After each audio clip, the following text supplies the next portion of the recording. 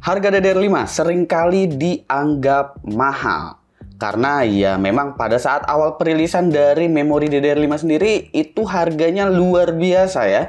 Untuk kit 32GB dual channel aja bahkan bisa menyentuh angka 6 juta rupiah.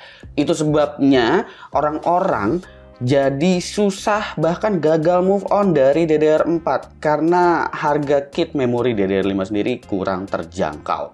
Tapi saat ini semenjak AMD Ryzen dia udah mengumumkan soal Ryzen 7000 seriesnya mereka beserta platform memori DDR5 mereka, ini pelan-pelan harga kit memori DDR5 mulai turun dan udah lumayan jauh turunnya. Jadi emang platform DDR5 ini udah mulai kelihatan perkembangannya, jadi nggak cuma ada di Intel aja, melainkan ada di AMD juga ke depan nanti. Cuma untuk di video kali ini yang mau gue bahas nanti bakalan full di platform Intel aja, karena kita bakalan bandingin antara kit memori DDR5 yang paling standar, kita bandingin dengan memori DDR4 yang secara speed itu bisa dikategorikan speed tinggi untuk DDR4 dan bisa dibilang harganya luar biasa tinggi juga. Jadi terlepas dari itu, harga kit memori DDR5 sendiri sebenarnya bisa dibilang udah cukup kompetitif kalau kita ngitungnya dari kecepatan memori dan juga kapasitasnya ya. Jadi untuk memori DDR5 ini kan dia paling bawahnya itu ada di 4800 MHz. Tentu untuk ngebandinginnya kita harus menggunakan memori DDR4 yang 4800 MHz juga. Di sini gue kasih contoh RAM dari Clef. Kebetulan mereka punya varian DDR5 paling basic banget. Jadi nggak ada profile XMP untuk boosting speednya ke 5200, 5600, apalagi 6000 MHz. Standar banget lah pokoknya. Tapi standar memori DDR5 ini bisa dibilang selevel dengan kit memori DDR4 tertinggi saat ini. Yang dimana DDR4 dengan speed sangat tinggi di atas 4266 MHz pun itu nggak semua motherboard bisa jalanin dengan stabil. Biasanya memerlukan motherboard super high-end untuk bisa stabil dan sangat spesifik banget. Selanjutnya yang mau gue bahas adalah mengenai perbandingan harga. Tentunya perbandingan harganya dengan si Clef UDIMM DDR5 2x16GB DDR5 4800 MHz ini. Nah, harga Clef UDIMM DDR5 2x16GB 4800 MHz ada di angka 3,5 juta. Sementara kit DDR4 2x8GB 4600 MHz ada di angka 3,2 juta rupiah. Nah, dari sini aja kalian harusnya udah tahu bahwa ternyata harga memori DDR5 kalau dipikir-pikir lagi sebenarnya nggak semahal itu kok. Ini gue ngukurnya ke kit memori DDR4 4600 yang biasanya gue pakai untuk test bed ya. Dan itu memang adalah kit memori yang bisa dikategorikan bagus, bukan yang sekedar speed tinggi aja, tapi timingnya juga udah ketat. Bahkan dengan harga 3,2 juta rupiah, itu cuma mendapatkan kapasitas 16 GB, sementara dengan selisih 300 ribuan, kita mendapatkan kapasitas yang jauh lebih besar di 32 GB dual channel. Ya meskipun kita dapatnya tanpa lampu-lampuan dan juga heatsink sih. Tapi ingat, di harga segitu juga DDR4-nya masih 4600 MHz. Untuk nyampe ke 4800 perlu di overclock manual lagi, dan sekali lagi sulit cari motherboard yang memang bisa stabil di 4800. Iya, gue tahu motherboard DDR5 juga mahal, tapi kalian harus tahu bahwa untuk platform DDR5 sendiri itu udah ada chipset yang kelas menengah bahkan entry seperti chipset Intel B660 atau di AMD nanti bakalan ada B650. Yang dimana harganya itu udah bisa didapetin di sekitar 2 jutaan ya. Ya ada sih tetap yang 3 jutaan. Tapi seenggaknya itu udah DDR5. Dan kalau menggunakan varian yang paling basic seperti ini,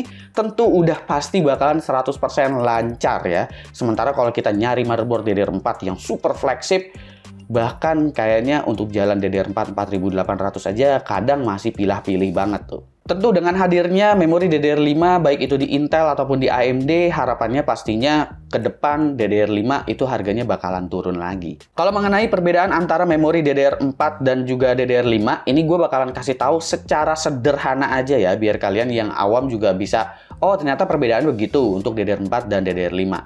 Yang pertama itu untuk memori DDR5 dia punya voltase jauh lebih rendah dari DDR4. hanya perlu 1,1 volt untuk 4800 MHz. Sementara DDR4 4800 MHz biasanya udah 1,45 volt.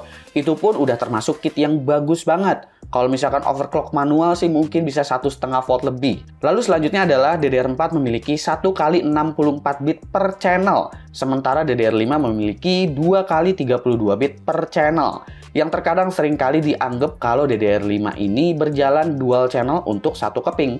Padahal sebenarnya bukan, tapi 2 kali 32 bit per channel. Ini emang bakalan bikin memori DDR5 berjalan jauh lebih efisien daripada memori DDR4, terutama untuk bandwidth ataupun speed memorinya. Tapi DDR4 memiliki timing lebih rendah. Secara teori latensinya akan bagus, tapi soal bandwidth, DDR5 akan jauh lebih unggul. Kita langsung aja ke perbandingan performanya. Untuk perbandingan performa, gua tentu hanya akan menggunakan satu CPU dan satu platform, yaitu menggunakan Intel Core i5 12600K dengan motherboard Z690. Tapi ada dua motherboard yang gue pakai, Z690 versi DDR4 dan juga Z690 versi DDR5. Karena sejauh ini ya cuma Intel yang punya opsi variasi untuk slot memorinya.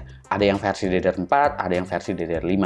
Kalau bandinginnya prosesornya beda, jelas ini informasinya bakalan jadi lebih nggak relevan lagi. Kenapa gue bilangnya lebih nggak relevan lagi? Karena memori itu kompleks banget. Bahkan perbedaan motherboard seperti ini aja itu mungkin sebenarnya bakalan menghasilkan perbedaan, meskipun ya minor. Makanya kalau dibilang 100% relevan atau enggak, ya enggak juga. Tapi dibilang relevan, ya relevan juga gitu. Ngerti nggak sih maksud gue gimana? Untuk memori DDR4-nya juga itu udah gue overclock manual lagi ke DDR4 4800 MHz CL19. Sementara untuk DDR5-nya jalan default aja 4800 MHz CL32. Nah, dari timing aja udah jauh banget nih sama DDR5-nya. Jadi kita cek aja untuk performance-nya seperti apa. Di sini untuk benchmark Geekbench memory, sebenarnya untuk Geekbench masih bisa dibilang minor. Cuma udah kelihatan sedikit kalau DDR5 dual channel masih bisa diimbangi. Ini karena DDR4 4800 MHz berjalan di CL19, sementara DDR5-nya berjalan di CL32 loh. Dengan perbandingan timing yang jauh, DDR5 4800 MHz tentu menunjukkan power efisiensi yang sangat baik. Lalu selanjutnya adalah Adobe Premiere untuk export time-nya di resolusi 4K. Dari sini kita bisa lihat seberapa kurang optimalnya DDR4 ketika dijalankan dengan single channel. Sementara DDR5 yang memiliki 2 kali 32 bit per channel ternyata udah cukup optimize untuk render atau encode video. Bahkan dengan timing lebih longgar dari DDR4-nya, DDR5 4800 MHz tetap bisa mengimbangi performance-nya. Lalu untuk kemampuan gamingnya, gue cek lewat Shadow of the Tomb Raider aja di resolusi 1080p. Nah, di sini bisa dibilang DDR5 unggul baik di single channel ataupun dual channel. Dari sini udah menunjukkan seberapa efisiennya memori DDR5 yang bisa nyaingin DDR4 super mahal alias kelas atas. Ya, sebenarnya kalau kalian cek di marketplace, harga memori DDR4 yang 4800 MHz itu ada dan bahkan harganya mirip-mirip juga dan dapat kapasitas yang sama di 32 GB. Tapi permasalahannya nyari motherboardnya bakalan susah banget, belum lagi cap-cip-cup untuk milih CPU-nya. Biasanya untuk CPU yang low-end serinya di DDR4, itu biasanya memori controllernya bakalan jauh lebih sulit untuk menghandle memori berkecepatan tinggi. Sementara ya kalau DDR5 4800 pakai Core i5 12400F juga jadi terus. Jadi kesimpulannya, memori DDR5 sebenarnya udah mulai worth it loh. Jika melalui skenario video ini, memori DDR5 4800 MHz bisa dibilang unggul. Meski harga kit lebih mahal 300 ribuan, kita bisa dapetin kapasitas lebih besar. Buat yang mau rakit low budget pun, DDR5 4800 MHz single channel rasanya masih nggak terlalu bermasalah loh. Sementara untuk DDR4 super speed, kita akan nemuin banyak kendala. Pertama, yang harga sama tingginya dengan DDR5. Bahkan cenderung lebih mahal karena di 3 jutaan cuma 16 GB. Ya meskipun ada yang 32 GB juga sih. Tergantung opsi dari timingnya seperti apa. Lalu motherboard DDR4 yang bisa handle kecepatan di atas 4266 MHz tentu mahal juga. Apabila kalian pingin rakit PC baru tapi menggunakan platform memori DDR4, yang paling worth it itu memang menggunakan kit memori yang ukurannya itu, bukan ukuran sih, tapi speednya itu ada di angka 3200 MHz atau 3600 MHz. Kalau ngincer speed ya setinggi-tingginya 4000 atau 4266 MHz lah, itu masih bisa dihandle sama banyak CPU dan juga motherboard yang beredar. Misalnya seperti Clef Bold XR atau Clef Crush XR ini, yang harusnya masih bisa ditangani oleh banyak motherboard DDR4 di level mainstream ataupun CPU mainstream yang memang cuma bisa menggunakan DDR4. Sementara kalau misalkan kalian mau rakit baru, ngincer platform baru, ngincer kapasitas memori yang gede, ngincer speed memori yang gede juga, yang berarti kalian pingin menggunakan memori DDR5, DDR5 4800 MHz pun udah bisa jadi solusi hemat. Semisal setelah Ryzen 7000 series ini DDR5 harganya turun lagi, cepat atau lambat gua rasa tim benang mending akan lebih pilih platform DDR5 sih. Dan buat yang pingin menghemat budget banget, ya pakai single channel sekarang rasanya nggak bakalan dikata-katain banget lah ya, karena single channelnya pun sebenarnya punya performa yang udah jauh lebih optimal daripada kita lihat tadi kalau si DDR4 berjalan di single channel. Nah, sebagai bonus dan pesan tambahan dari sponsor, Clef juga punya NVMe SSD portable yang menurut gua menarik, yaitu adalah Clef R1 SSD Portable. Harga kurang dari 1 juta untuk 500 GB dan udah 3D NAND juga. Ini bukan enclosure melainkan SSD portable yang udah jadi. Speednya oke juga, ada di angka 1 GB per second semisal dicolok ke USB 3.2. Yang berarti udah full speed untuk USB 3.2 nih. Desainnya juga oke karena kayak semacam rubber gitu, jadi bakalan shock resistant semisal dibawa traveling. Garansinya 3 tahun pula untuk SSD portable. Untuk semua produk Clef yang ada di video ini, kalian bisa cek linknya di kolom deskripsi.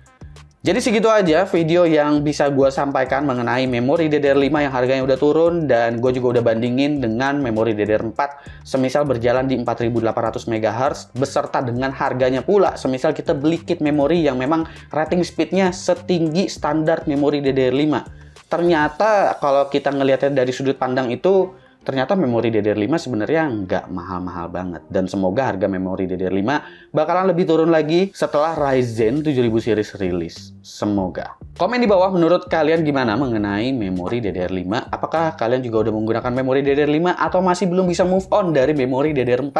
Silahkan komen aja di bawah. Terima kasih juga Clef udah mendukung video gua kali ini sehingga gua bisa ngasih unjuk memori standar DDR5 itu seperti apa. Gue Suki dan seperti biasa sampai jumpa di lain kesempatan.